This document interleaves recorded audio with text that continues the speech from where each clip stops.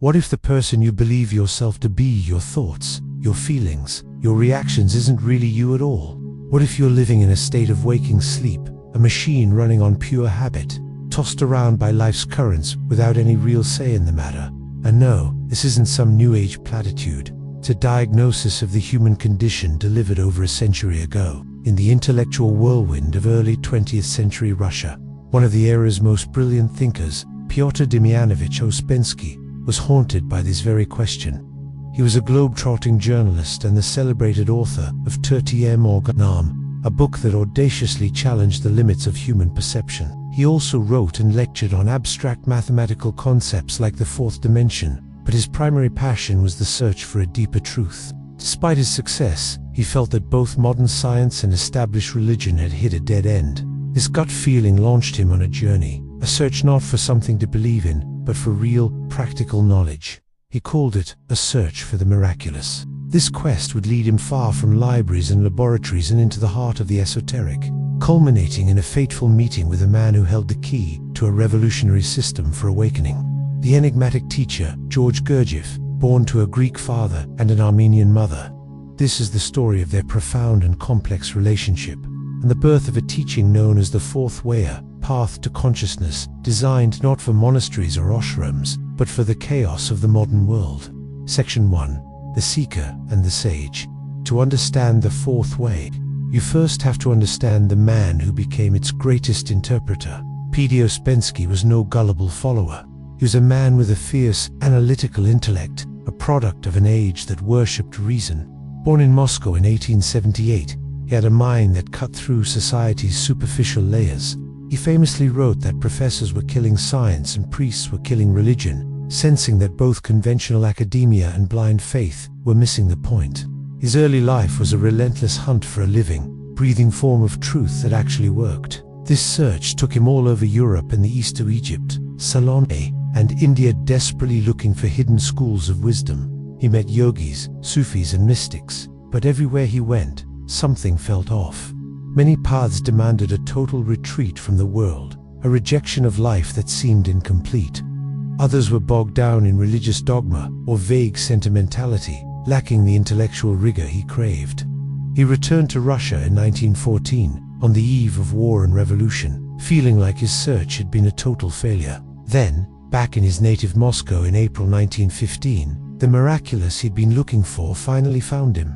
Friends told him about a mysterious group led by a certain Hindu who was, according to Ouspensky's own account, staging a ballet called The Struggle of the Magicians. Intrigued, Ouspensky, a well-known public figure, was eventually introduced to the Hindu, who turned out to be neither Hindu nor a simple showman. His name was George Ivanovich Gurdjieff. The encounter was electric. Gurdjieff was unlike anyone Ouspensky had ever met. He wasn't some polished intellectual.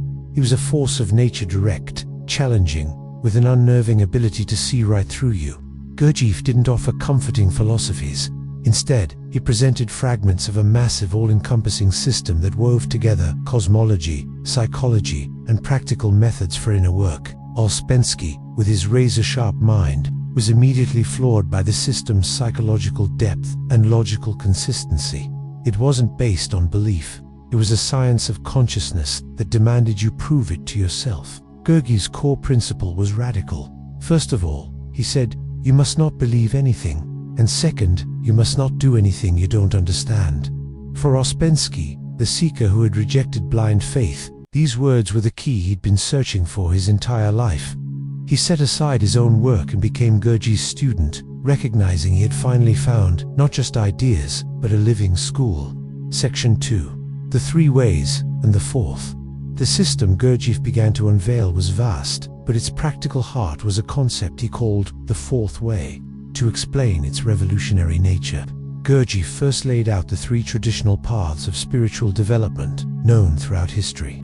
First is the way of the fakir. This is the path of mastering the physical body, the path of will over matter. The fakir works to overcome immense physical pain and hardship, developing tremendous willpower through bodily control. Think of ascetics lying on beds of nails or holding an arm in one position for years. The problem, Gurdjieff explained, is that this path only develops the physical side, leaving the emotional and intellectual parts of a person behind.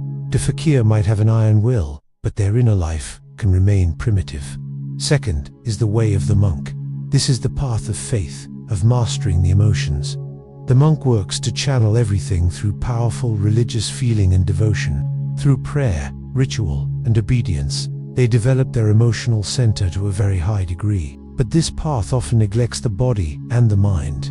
The monk might experience profound devotion, but could be physically weak or intellectually naive. This also leads to an unbalanced development. Third is the way of the yogi. This is the path of knowledge, of mastering the mind. The yogi works to develop the intellectual center to its absolute peak through concentration and philosophy, seeking enlightenment through perfect understanding. But this path can lead to a total disconnect from the emotional and physical realities of life. The yogi might have a brilliant mind but lack emotional depth or physical vitality. Each of these three ways requires a complete withdrawal from ordinary life. They demand the seclusion of a monastery, an ashram, or a desert. They are specialist paths, and they create a specialist knot, a complete, well-rounded human being. This is where the fourth way crashes the party. Gurdjieff called it the way of the sly man or the cunning man. Not because it's deceptive, but because it's smart.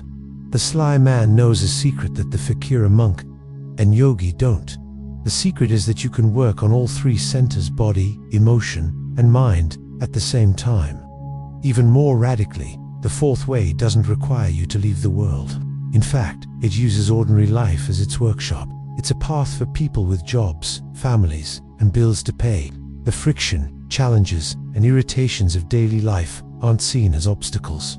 They are the very fuel needed for transformation. This is what made the system so potent and so perfect for the modern world. It didn't ask you to run away from life. It demanded you wake up inside it. Section 3. The diagnosis, the sleeping machine before you can get to the cure. The fourth way gives a stark, unflinching diagnosis of the human condition. The fundamental idea, which is a shock to most people, is that man, as he is a machine. We think we're conscious. We believe we have free will, that we do things. Gurdjieff insisted this is a profound illusion. For the most part, everything happens. We don't act, we react.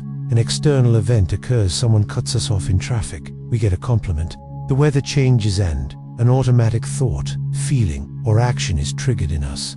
Our lives are run by a complex set of programs, habits, and conditioned responses that operate without our permission. Just think about your daily routine, the way you wake up, brush your teeth, check your phone. How much of that is truly conscious, and how much is just the machine running its course? This mechanical state is what Gurdjieff called waking sleep. We aren't truly awake. We walk, talk, work, and even argue while being almost completely asleep, dreaming that we're awake. Our inner world is just a constant swirl of daydreams, inner chatter, and fantasies about the past and future.